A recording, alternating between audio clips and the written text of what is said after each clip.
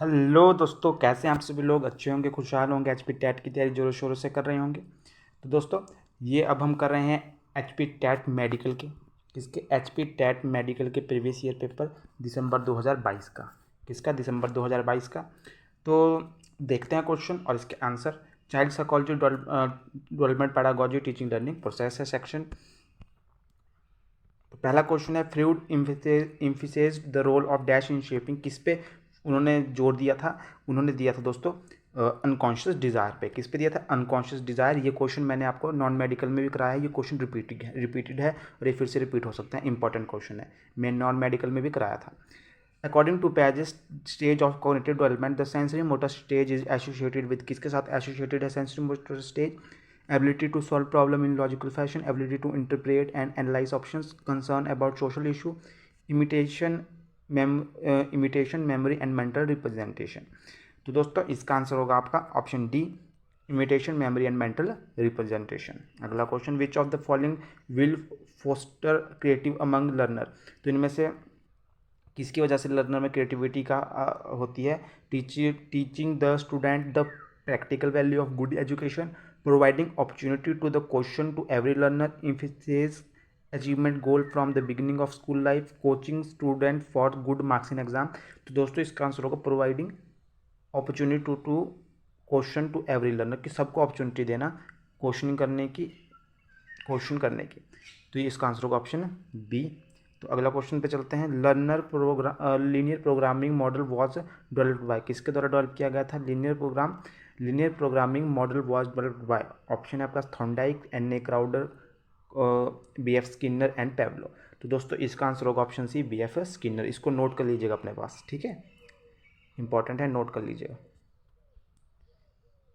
Creative learner refer to the one who is very talented in drawing and painting, highly intelligent, capable of scoring constantly good marks in test, good at lateral thinking and problem solving।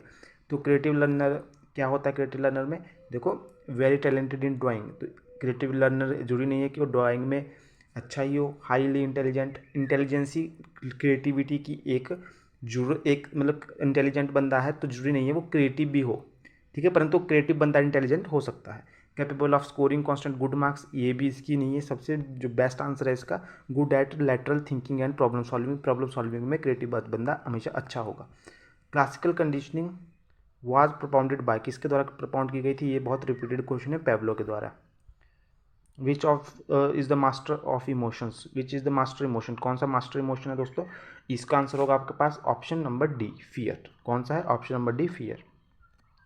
Which one of the following is the oldest method for study of behaviour. बहुत repeated question है, non medical में भी ये question मैंने आपको 2-3 बार कराया है। इसका है introspection method. What do you mean by cognition? Cognition से आपका क्या मतलब है? Act of knowledging, act of knowing और perceiving, act of doing something, act of working, both B and C. तो इसका आंसर होगा एक्ट ऑफ नोइंग और परसीविंग, ऑप्शन ए। एक मिनट दोस्तों, तो अगला क्वेश्चन देखते हैं दोस्तों। Which is the backbone of all development? कौन बैकबोन है ऑल डेवलपमेंट की? Emotion, body, brain, all of the work. तो दोस्तों, इसका आंसर होगा ऑल ऑफ द। सभी बैकबोन है, सभी जरूरी है इमोशंस के लिए। तो अगला क्वेश्चन की ओर बढ़ते हैं। Question number 11, where was the first experimental psychology laboratory setup. ये क्वेश्चन मैंने आपको जो आपका थ्योरी पोर्शन है वहाँ भी कराया है। मैक्सिमम जो क्वेश्चन है, आप अगर हमारी थ्योरी पोर्शन देखेंगे जो साइकोलॉजी के लिए, आपको मैक्सिमम क्वेश्चन आप सॉल्व कर पाएंगे उसमें से, ठीक है। तो where was the first experimental psychology laboratory setup, ये भी बहुत रिपीटिंग क्वेश्चन है। ये है आपकी लिपजिंग में। Education psychology is concern with. किसके साथ कंसर्न करती है education psychology? The learner, the learning process, the learning situation, all of the above. तो इसका आंसर होगा all of above. In a child affair of school, he become punctual, tolerant, regular, obedient। तो इसका होगा option B answer. Discipline mean, discipline का मतलब क्या होता है दोस्तों? Strict behaviour, severe punishments, obedience, according to rules. तो डिसिप्लिन का मतलब होता है कि अकॉर्डिंग टू रूल चलना। स्ट्रिक्टली मतलब स्ट्रिक्ट बिहेवियर नहीं होता, अकॉर्डिंग टू रूल चलना, जो रूल है उसके हिसाब से चलना। According to Maslow, some needs grow stronger when unsatisfied. Unsatisfied. Maslow called this as तो मैस्लो के अनुसार कुछ needs grow stronger when unsatisfied, जब वो अनसेटिस्फाइड रह जाती है उसको बोला था उन्होंने डेफिशिएंसी नीड्स। क्या बोला था? Deficiency needs. Psychology is the defined as scientific study of the psychology, scientific study किसकी है? People and think, emotion and beliefs, perception and religion, mind and behaviour. तो इसका आंसर होगा दोस्तों माइंड एंड बिहेवियर की साइंटिफिक स्टडी है। Emotion are the backbone of the development, do you agree? Yes, emotion क्या है? बैकबोन है development की। तो yes. Which of the following is the nature of psychology? Philosopher, artistic, मतलब artistic है, scientist है, लिटरेरी है। तो इसका होगा scientist. Which of the following is an emotion? इसमें से कौन सा इमोशन है? Attention, memory, stimulus, abusement. तो इसका होगा option A. Which is the not a factor of emotion? इसमें से फैक्टर कौन सा नहीं है इमोशन का? तो क्वेश्चन नंबर 18 था, उसका आंसर था आपके पास ऑप्शन सी, ठीक है। और क्वेश्चन नंबर 19 का आंसर था option A. Which of the is not a factor of motivation? कौन सा मोटिवेशन का फैक्टर नहीं है? Prize, incentive, praise, practice. तो दोस्तों इसका आंसर होगा ऑप्शन डी, प्रैक्टिस। प्रैक्टिस क्या है? मोटिवेशन का फैक्टर नहीं है। Who had give hierarchy of human needs? किसने दी थी? मैस्लो ने दी थी। मैस्लो की थ्योरी है द स्ट्रेस इफेक्ट। ये भी बहुत रिपीटिंग क्वेश्चन है दोस्तों, ये वाला बहुत रिपीटिंग क्वेश्चन है, ये वाला भी रिपीटिंग क्वेश्चन है 16वां, जो मैं नॉन मेडिकल में भी आपको कराया था। हु गेव द हायरार्की हो गया the stress affect performance in examination, this fact reflect which of the following relationship? किस रिलेशनशिप को से ये आया है? तो दोस्तों इसका आंसर होगा क्वेश्चन का नंबर 22 का आंसर होगा आपके पास ए, कॉग्निशन एंड इमोशंस। किससे आया? Cognition and emotion. अगला क्वेश्चन देखते हैं दोस्तों।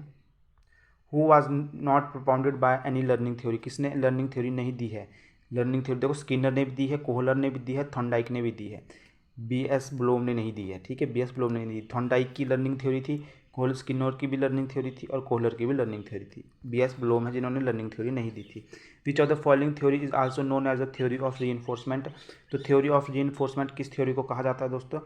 थ्योरी ऑफ रीइंफोर्समेंट कहा जाता है ऑपरेंट कंडीशनिंग थ्योरी। मैंने ये कराई है आपको, रिपीटेड क्वेश्चन है और मैंने इसकी थ्योरी पोर्शन भी कराया है। Who was propounded of the theory of multiple intelligence? तो ये है आपका gardener.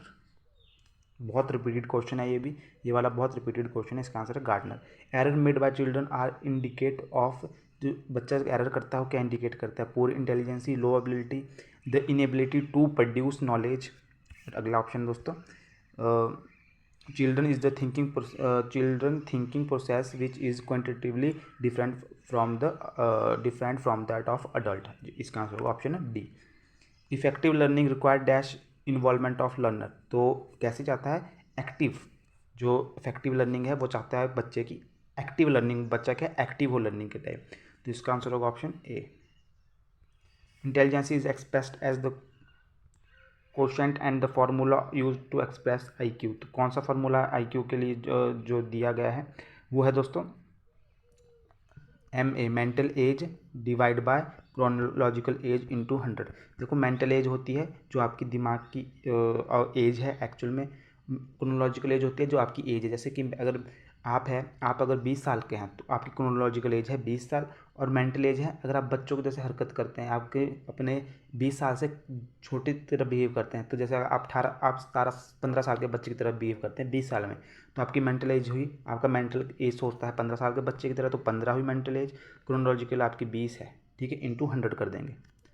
The concept of IQ is given by psychologist name. तो कॉन्सेप्ट ऑफ IQ दिया था विलियम स्टर्न ने। ये मैंने आपको थ्योरी पोर्शन में भी कराया और ऐसे भी रिपीटेड क्वेश्चन है नॉन मेडिकल वाले पेपरों में मैंने कराया था।